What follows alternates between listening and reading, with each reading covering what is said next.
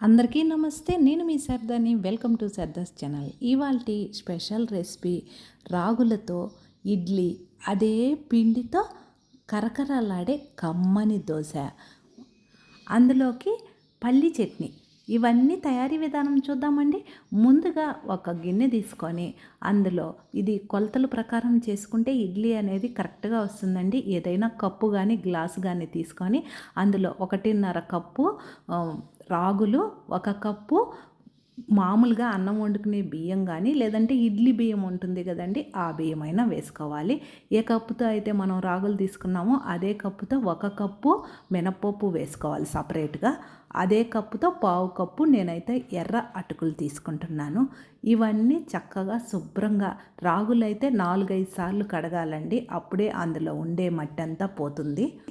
అటుకులు మాత్రం మనము మిక్సీకి వేసుకునే అరగంట ముందుగా నానబెట్టుకుంటే సరిపోతుంది. ఇప్పుడేం అటుకులు నానబెట్టనవసరం లేదండి. రాగుల్ని మినపప్పుని సపరేట్గా కడిగి ఇలా అవి మునిగేంత వరకు వాటర్ పోసి మూత పెట్టి పక్కన పెట్టాలి. కనీసం 7-8 గంటలు నానాలండి రాగులు అనేవి. చూడండి చక్కగా రాగులు బియ్యము అవి నానినవి. అరగంట ముందుగా నేను అటుకులు కూడా నానబెట్టి పక్కన పెట్టాను. ఇప్పుడు మిక్సీకి వేసుకుందాం. మీ దగ్గర గ్రైండర్ ఉంటే గ్రైండర్కి కూడా చక్కగా వేసుకోవచ్చు. నేనైతే ఇక్కడ మిక్సీకి వేస్తున్నాం. మిక్సీ జార్ తీసుకొని అందులో ముందుగా అయితే మినపప్పు వేస్తున్నానండి.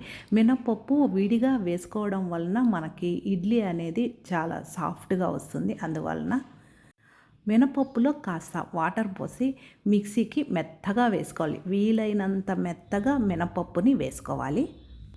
ఈ పిండి మిక్సీకి వేసుకునేటప్పుడు ఇడ్లీ పిండిని మనం ఎలా తయారు చేసుకుంటామో అట్లాగా వేసుకోవాలండి. మరీ పల్చగా వేసుకుంటే ఇడ్లీ అనేది రాదు. ఇలా మెత్తగా మినపప్పుని వేసుకున్న తర్వాత ఒక పెద్ద బౌల్లోకి తీసుకోవాలి. తర్వాత అదే జార్లో మిగిలినటువంటి మినపప్పు, నానబెట్టినటువంటి నేనైతే ఎర్ర అటుకులు తీసుకున్నానండి.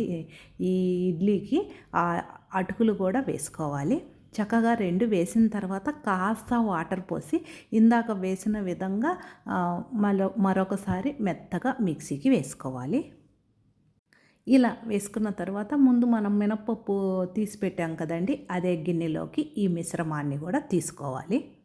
తరువాత నానబెట్టినటువంటి రాగులు బియ్యము ఉంది కదండి, మీకు బియ్యము ఇష్టం లేదు అనుకుంటే ఉత్త రాగులు మినపప్పుతో కూడా చక్కగా చేసుకోవచ్చండి.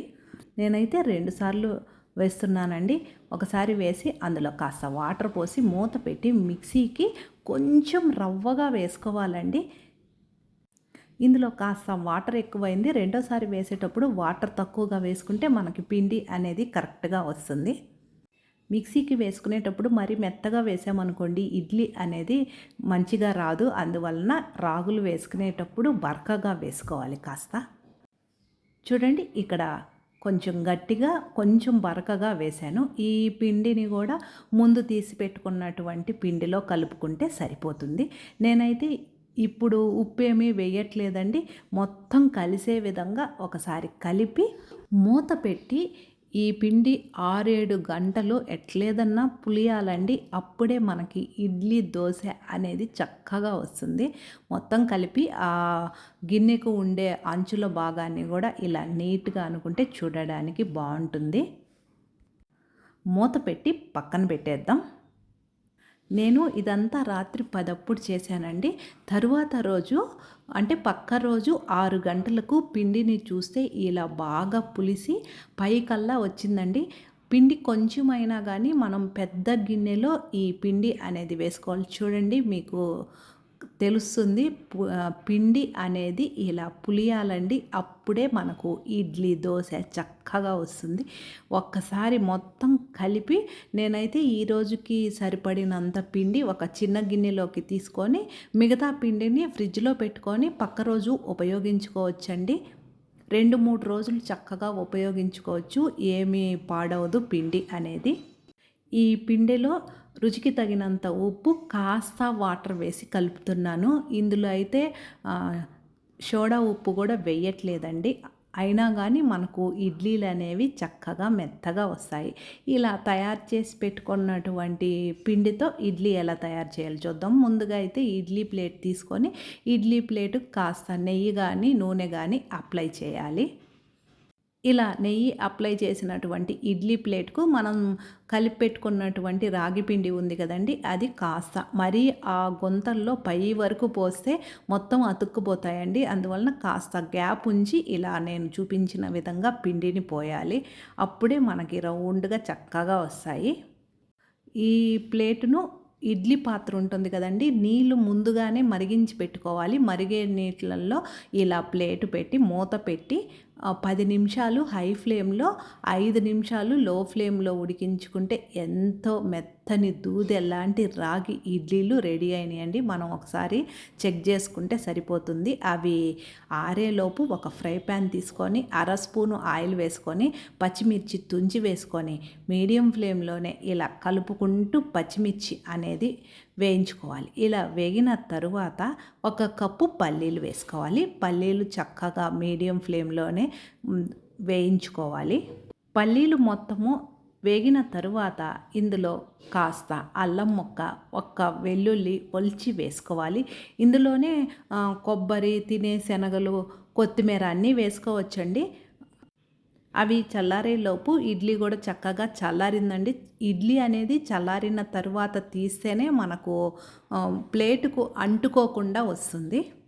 ఇలా చిన్న గరిటె సహాయంతో మొత్తం ఇడ్లీలు తీసిన తర్వాత ఇక్కడ చూడండి ప్లేటుకు కూడా అంటుకోలేదు. వీటిల్ని పక్కన పెడదాం. మిక్సీ జార్ తీసుకొని ముందు వేయించి పెట్టినటువంటి పచ్చిమిర్చి, పల్లీలు ఉన్నాయి కదండి, అవన్నీ వేసుకొని రుచికి తగినంత ఉప్పు వేసి కాస్త వాటర్ పోసి మూత పెట్టి మిక్సీకి మెత్తగా వేసుకోవాలి. ఒక బౌల్ తీసుకొని ఆ చట్నీ అంతా ఆ బౌల్లో వేసుకొని కాస్త వాటర్ పోసుకొని పోపు కోసము ముందు పెట్టుకున్నటువంటి ఫ్రై ప్యాన్లోనే ఒక స్పూను ఆయిల్ హీట్ అయిన తర్వాత ఆవాలు, జీలకర్ర చిటపటమన్న తరువాత తుంచిన ఎండుమిర్చి ముక్కలు, కాస్త కరివేపాకు వేసి అవి కూడా వేగిన తరువాత మనం ముందు మిక్సీకి వేసి పెట్టుకున్నటువంటి పల్లీ చట్నీలో ఈ పోపును కలుపుకోవడమే. ఇప్పుడు దోస పెనం బాగా హీట్ అయిన తర్వాత మనము ఇడ్లీ పెట్టాం కదండి, అదే పిండిలో కాస్త వాటర్ వేసుకొని 2 గరిటెల పిండి వేసుకొని రౌండ్గా చక్కగా దోస అనేది వేసుకోవచ్చు. పెద్దది వేసుకోవచ్చు, చిన్నది కూడా వేసుకోవచ్చు. దోసకు ఆయిల్ అప్లై చేసి మనము ఈ దోస మీద ఆనియన్ కానీ పచ్చిమిర్చి ఏవైనా వేసుకోవచ్చండి. నేనైతే ప్లెయిన్ దోస చేస్తున్నాను. చూడండి ఎంత చక్కగా మీకు తెలుస్తుంటుంది ఎంత కరకరలాడే దోస రెడీ అయిందనో. చక్కగా మడిచి మనము సర్వింగ్ ప్లేట్లోకి పెట్టుకుందాం. నేను ఇడ్లీ అనేది కూడా ఇక్కడ చూపిస్తున్నాను చూడండి ఎంత మెత్తగా వచ్చిందో, రుచిగా కూడా ఉంది. రోజు బియ్యము మినపప్పుతో తయారు చేసింది బోరు కొట్టినప్పుడు ఇలా వారానికి ఒకసారి చేసుకుంటే హెల్త్కి కూడా చాలా మంచిది. ట్రై చేయండి, ఎలా వచ్చిందో కామెంట్ సెక్షన్లో